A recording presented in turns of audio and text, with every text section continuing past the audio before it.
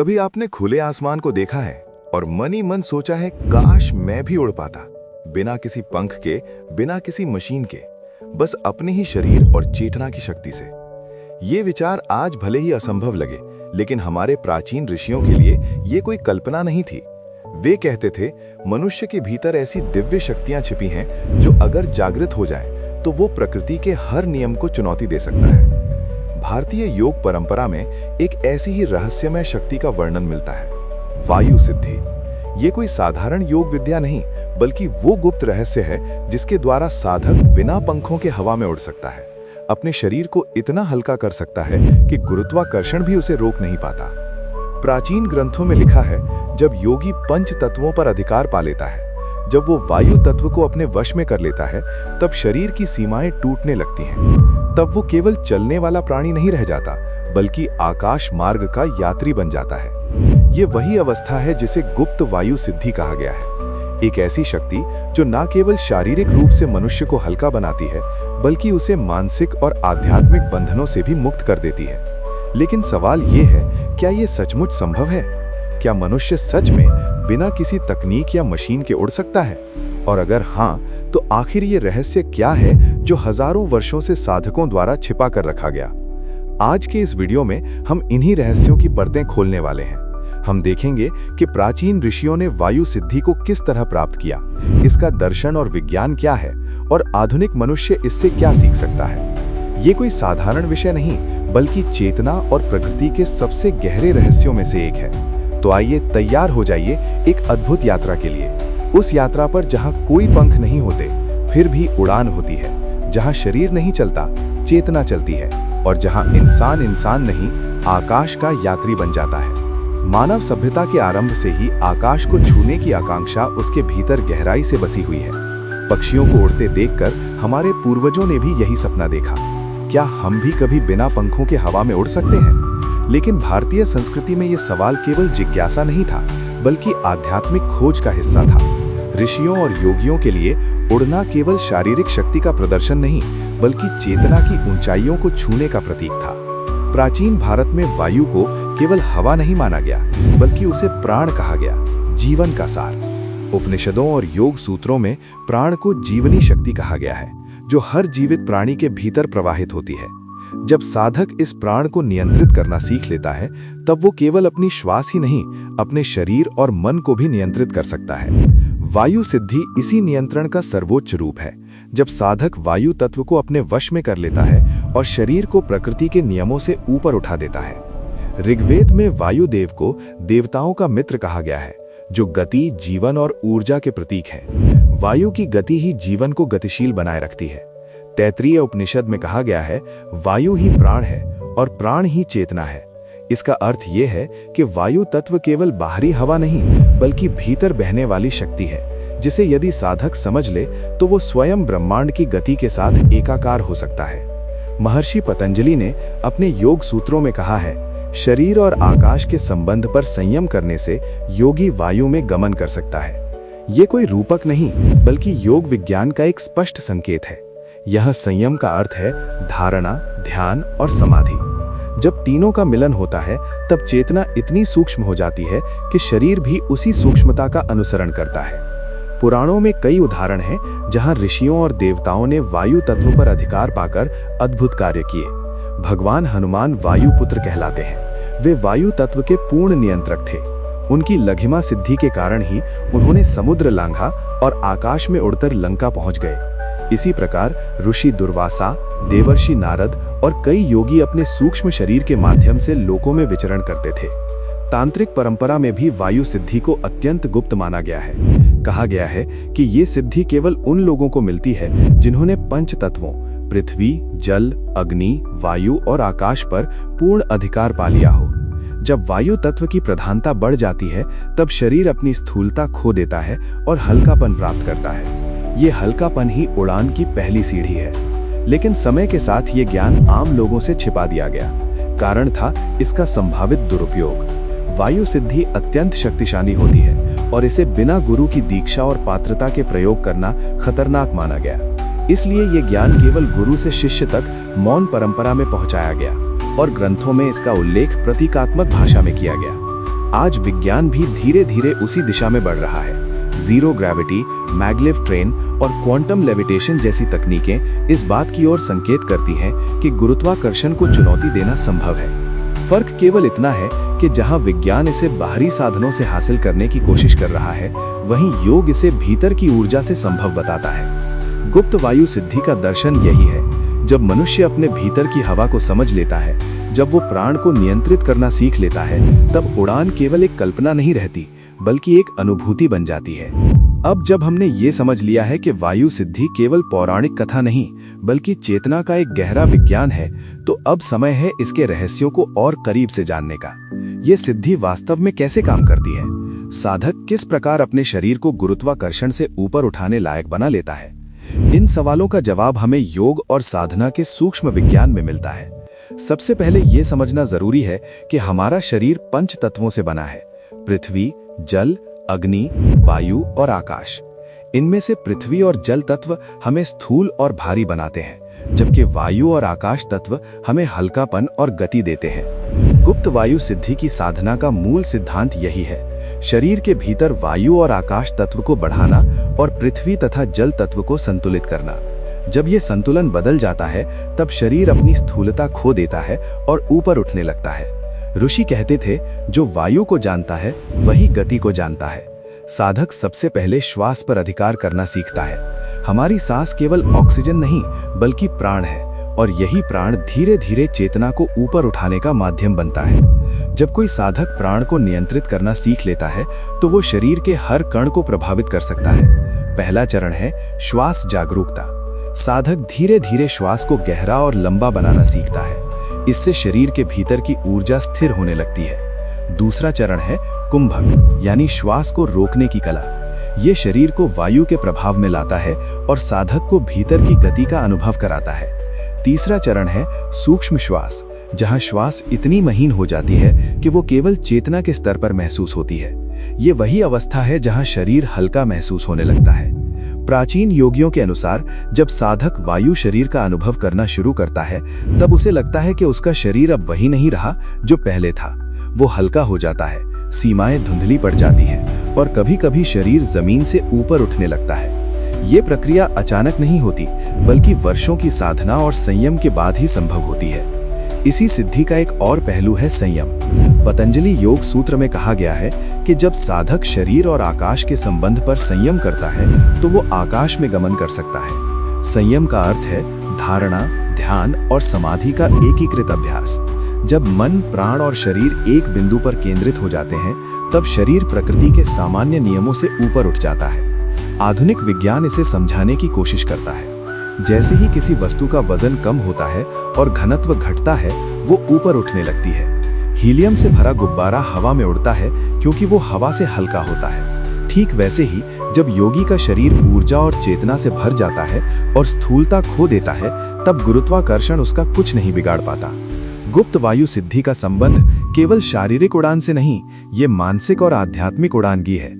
जब साधक वायु तत्व को नियंत्रित करता है, तो केवल शरीर ही नहीं, उसका मन भी हल्का हो जाता है। वो विचारों, इच्छाओं और आसक्तियों से ऊपर उठने लगता है। उसे लगता है जैसे पूरा ब्रह्मांड उसकी चेतना के भीतर समा गया है। यही कारण है कि उड़ान को हमेशा स्वतंत्रता, मुक्ति और ज्ञान का प्रतीक माना गया है। पुराने योगी कहते थे, वायु सिद्धि प्राप्त करने वाला व्यक्ति आकाश में नहीं उड़ता, बल्कि वो भीतर के आकाश में उड़ता है। इसका अर्थ ये है कि उड़ना केवल शरीर को ऊपर उठाना नहीं, बल्कि अपनी चेतना को ऊंचाइयों तक ले जाना है। यही वजह है कि जिन लोगों ने इस सिद्ध को पाया, उन्होंने कभी इसे दिखावे के लिए नहीं, बल्कि आत्म साक्षात्कार के साधन के रूप में इस्तेमाल किया। गुप्त वायु सिद्धि कोई त्वरित चमत्कार नहीं, बल्कि गहन साधना और पूर्ण समर्पण का परिणाम है। इसके लिए शरीर, मन और आत्मा तीनों को एक साथ अनुशासित करना पड़ता है। जब ये त्रिकोण संतुलित होता है, तभी उड़ान संभव होती है, बाहर भी और भीतर भी। अब तक हमने समझ लिया कि गुप्त वायु सिद्धि कोई साधारण योग तकनीक नहीं, बल्कि प्राण तत्व और चेतना पर गहरा अधिकार है। लेकिन अब आइए इस सिद्धि की उन गहराइयों में उतरें जिन्हें केवल कुछ ही साधक जान पाए हैं। यही वो हिस्सा है जहां से ये विद्या रहस्यमय बन जाती है और आम लोगों के लिए लगभग अदृश्य। गुप्त वायु सिद्धि का सबसे बड़ा रहस्य है तत्वों का रूपांतरण। हमारे शरीर में प्रत्येक तत्व एक निश्चित अनुपात में मौजूद होता है। पृथ्वी हमें स्थायित्व देती है, जल लचीलापन, अग्नि ऊर्जा, वायु गति और आकाश विस्तार। साधारण अवस्था में इनका संतुलन प्रकृति के अनुसार रहता है, लेकिन जब साधक इन पर नियंत्रण पा लेता है तो वो इनके गुणों को परिवर्तित कर सकता है। वायु तत्व को प्रबल करना इसका मुख्य लक्ष्य होता है, क्योंकि वायु ही गति और हल्कापन देती है। यहाँ एक गहरी बात समझनी जरूरी है, वायु केवल श्वास नहीं है, ये हमारे विचारों, भावनाओं और चेतना में भी प्रवाहित होती है। जब मन अशांत होता है तो वायु भी अव्यवस्थित हो जाती है। जब मन शांत और स्थिर होता है तो वायु भी नियंत्रित रहती है। इसलिए वायु सिद्धि पाने का पहला कदम है मन का नियंत्रण। यही कारण है कि ऋषियों ने हमेशा कहा, मन जीता तो जग जीता। इस सिद्धि का दूसरा रहस्य है सूक्ष्म शरीर का अनुभव। मनुष्य के पास केवल एक स्थूल शरीर नहीं होता, बल्कि कई परतों वाला शरीर होता है। प्राणमय, मनोमय, विज्ञानमय और आनंदमय कोश। जब साधक सूक्ष्म शरीर को अनुभव करने लगता है, तब वो भौतिक सीमाओं से परे जाकर गति कर सकता है। यही वो अवस्था है जिसमें देह से बाहर निकलकर यात्रा या आकाश यात्रा संभव होती है। प्राचीन ग्रंथों में इसका वर्णन कई बार हुआ है। उदाहरण के लिए देवर्षि नारद तीनों लोकों में विचरण करते थे, वो भी बिना किसी साधन के। उनका शरीर सूक्ष्म था और उनके लिए दूरी का कोई अर्थ नहीं था। इसी प्रकार कई सिद्ध योगियों ने बिना देह त्यागे सूक्ष्म यात्रा की और स्थान स्थान पर प्रकट हुए। ये कोई जादू नहीं था, बल्कि चेतना का विज्ञान था। तीसरा रहस्य है ध्वनि और मंत्र शक्ति। कई तांत्रिक ग्रंथों में लिखा है कि विशेष मंत्रों के माध्यम से वायु तत्व को सक्रिय किया जा सकता है। जब मंत्र के कंपन शरीर और प्राण में फैलते हैं तो वे तत्वों को गति में लाते हैं। यही कारण है कि कई साधक विशेष बीज मंत्रों का जप करते हैं, ताकि शरीर में वायु का प्रभाव बढ़े और हल्कापन उत्पन्न हो। अब आइए कुछ प्रमुख भ्रांतियों पर भी बात करें। बहुत से लोग मानते हैं कि वायु सिद्धि का अर्थ है आसमान में पक्षी की तरह उड़ जाना। ये आंशिक रूप से सही है, लेकिन पूर्ण सत्य नहीं। उड़ान का अर्थ केवल शारीरिक नहीं, बल्कि आध्यात्मिक भी है। जब साधक का मन वासना, भय और मोह के बंधनों से मुक्त हो जाता है, तो वो चेतना के आकाश में उड़ता है, और यही असली उड़ान है जो भौतिक नियमों से परे है। एक और भ्रांति ये है कि वायु सिद्धि अचानक मिल जाती है। सच्चाई ये है कि इसके लिए वर्षों की साधना, गुरु का मार्गदर्शन और अत्यंत संयम की आवश्यकता होती है। ये कोई जादुई शक्ति नहीं जिसे बाजार से खरीदा जा सके। ये आत्मविजय का परिणाम है। जब साधक खुद को जीत लेता है, तभी वो प्रकृति को भी जीत पाता है। गुप्त वायु सिद्धि के बारे में सबसे अनोखी बात यह है कि इसे पाने वाला व्यक्ति अक्सर इसे दिखाने की कोशिश नहीं करता। वो जानता है कि ये शक्ति जिम्मेदारी के साथ आती है। यदि इसका उपयोग दिखावे या स्वार्थ के लिए किया गया तो ये शक्ति समाप्त हो जाती है। इतिहास में ऐसे कई उदाहरण हैं जहां साधकों ने सिद्धि प्राप्त की, लेकिन उन्होंने कभी उसका प्रदर्शन नहीं किया। उनके लिए ये शक्ति आत्म साक्षात्कार की यात्रा में एक सहायक मात्र थी। वायु सिद्धि की ये गहराई हमें एक सरल किंतु गहरा संदेश देती है। मनुष्य की सीमाएं उतनी ही वास्तविक हैं जितना उसका विश्वास। यदि विश्वास बदल जाए, साधना सच्ची हो, तो कोई सीमा स्थायी नहीं रहती। तब हवा में उड़ना भी उतना ही स्वाभाविक हो जाता है जितना सांस लेना। अब तक हमने गुप्त वायु सिद्धि के दर्शन, इतिहास और रहस्य को समझ लिया है, लेकिन सवाल ये है कि क्या आज का एक साधारण मनुष्य भी इस ज्ञान से कुछ सीख सकता है? क्या इस विद्या का कोई ऐसा पहलू है जिसे हम अपनी दिनचर्या में अपनाकर अपने जीवन को हल्का, ऊर्जावान और उच्च बना सकें? इसका उत्तर है हाँ।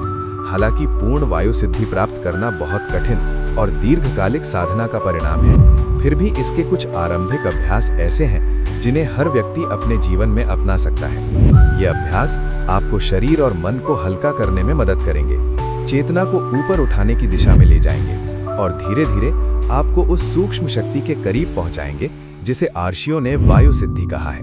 सबसे पहले आवश्यक है शरीर को शुद्ध और हल्का बनाना। वायु सिद्धि का आधार ही हल्कापन है। साधक का आहार सात्विक, हल्का और शुद्ध होना चाहिए। भारी, तामसिक और अधिक भोजन शरीर को स्थूल बना देता है और ऊर्जा की गति को धीमा कर देता है। जब भोजन हल्का होता है तो शरीर के भीतर की ऊर्जा तेजी से प्रवाहित होती है और वायु तत्व प्रबल होता है। इसके बाद आता है श्वास का अभ्यास। श्वास ही वायु का द्वार है। जब तक आप अपनी श्वास को नियंत्रित नहीं करते, तब तक वायु तत्व को नियंत्रित नहीं कर सकते। प्रातःकाल शांत वातावरण में बैठकर गहरी, लंबी और सचेत श्वास लेना शुरू करें। श्वास को धीरे धीरे भीतर ले जाएं, थोड़ी देर रोकें और फिर धीरे धीरे बाहर छोड़ें। ऐसा करने से प्राण का संचार मजबूत होता है और शरीर में हल्कापन महसूस होने लगता है। अब अगला चरण है ध्यान और धारणा। ये अभ्यास साधक को शरीर और चेतना के संबंध को समझने में मदद करता है। आंखें बंद करके अपने शरीर को हवा में तैरते हुए कल्पना करें। खुद को रुई की तरह हल्का महसूस करें। यह अभ्यास वास्तविक उड़ान नहीं कराएगा, लेकिन धीरे धीरे आपके अवचेतन मन को यह सिखाएगा कि शरीर की सीमाएं स्थायी नहीं है। ये मानसिक रूप से आपको उड़ान की दिशा में तैयार करेगा। एक और महत्वपूर्ण अभ्यास है प्रकृति से जुड़ाव। जितना अधिक आप प्रकृति के साथ सामंजस्य में होंगे, उतनी ही जल्दी तत्वों को समझ पाएंगे। सुबह की वायु में टहलना, खुले आसमान के नीचे ध्यान करना और पेड़ पौधों के पास समय बिताना वायु तत्व को अनुभव करने का एक सरल तरीका है। अब बात करते हैं कुछ बाधाओं की। सबसे बड़ी बाधा है अधीरता। लोग जल्दी परिणाम चाहते हैं, लेकिन वायु सिद्धि कोई त्वरित चमत्कार नहीं, ये धीरे धीरे विकसित होने वाली कला है। दूसरी बाधा है अहंकार। अगर कोई केवल शक्ति प्राप्ति के लिए साधना करता है, तो ये विद्या उससे दूर चली जाती है। तीसरी बाधा है गुरु मार्गदर्शन की कमी। बिना गुरु के सही मार्गदर्शन के ये यात्रा भ्रमित कर सकती है। इसलिए हमेशा एक योग्य मार्गदर्शक से सीखें। ये भी याद रखें कि वायु सिद्धि केवल उड़ने के लिए नहीं है। इसका उद्देश्य है खुद को हल्का बनाना, मानसिक बोझ कम करना, चेतना को ऊपर उठाना और जीवन को ऊर्जावान बनाना। जब आप भीतर हल्के हो जाते हैं, तो परिस्थितियों का भार भी आपको नीचे नहीं खींच पाता। तब आप जीवन में भी उड़ने लगते हैं, सफलता, शांति और संतुलन की ऊंचाइयों तक। धीरे धीरे यदि इन साधारण अभ्यासों को धैर्य और निष्ठा से किया जाए, तो वे आपको भीतर से बदल देंगे।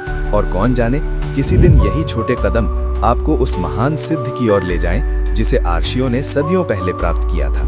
बिना पंखों की उड़ान की शक्ति। मनुष्य की सबसे बड़ी आकांक्षाओं में से एक है उड़ना, आसमान को छूना, सीमाओं को तोड़ना और उस स्वतंत्रता को महसूस करना जिसे कोई रोक न सके। गुप्त वायु सिद्धि इसी आकांक्षा का उत्तर है। ये केवल शारीरिक उड़ान की बात नहीं करती, बल्कि ये हमें ये सिखाती है कि मनुष्य की चेतना कितनी विशाल हो सकती है, और अगर वो अपने भीतर की शक्तियों को पहचान ले, तो कुछ भी असंभव नहीं है। हमने इस यात्रा में देखा कि कैसे प्राचीन ऋषियों ने पंच तत्वों को समझकर उन पर अधिकार पाया। उन्होंने अपने शरीर को हल्का और सूक्ष्म बनाकर गुरुत्वाकर्षण की सीमाओं से ऊपर उठाया। हमने जाना कि वायु सिद्धि केवल यौगिक तकनीक नहीं, बल्कि गहन संयम, अनुशासन और आत्मज्ञान का परिणाम है। हमने ये भी समझा कि उड़ना केवल शरीर को ऊपर उठाना नहीं है, बल्कि विचारों, भावनाओं और बंधनों से मुक्त होना भी है। जब मनुष्य अपने भय, इच्छाओं और मोह को पीछे छोड़ देता है, तभी वो भीतर से हल्का होता है। यही हल्कापन उसे जीवन के हर क्षेत्र में उड़ने की शक्ति देता है, चाहे वो ज्ञान की ऊंचाइयां हो, आध्यात्मिक उन्नति हो या आत्म साक्षात्कार की अवस्था। गुप्त वायु सिद्धि हमें यह संदेश देती है कि हमारी सीमाएं उतनी ही वास्तविक हैं जितना हम खुद को सीमित मानते हैं। जब हम अपनी सीमाओं को चुनौती देते हैं, जब हम अपनी चेतना को विस्तृत करते हैं, तब हर असंभव संभव हो जाता है। अब सवाल आपसे, क्या आपको लगता है कि मनुष्य केवल मशीनों की मदद से ही उड़ सकता है, या फिर उसके भीतर भी ऐसी शक्तियां छिपी हैं जिन्हें सही साधना और मार्गदर्शन से जागृत किया जा सकता है? अपना विचार कमेंट में जरूर शेयर करें। अगर इस वीडियो ने आपके भीतर भी उड़ने की चाह को फिर से जगा दिया है, तो इसे लाइक करें, अपने मित्रों के साथ शेयर करें और हमारे चैनल को सब्सक्राइब करें, ताकि ऐसे ही और भी प्राचीन रहस्यों और यौगिक ज्ञान को आप तक पहुंचा सकें। याद रखिए, उड़ने के लिए पंखों की नहीं, विश्वास की जरूरत होती है, और जब विश्वास भीतर जागता है, तो इंसान केवल आसमान ही नहीं छूता, बल्कि खुद को भी पार कर जाता है।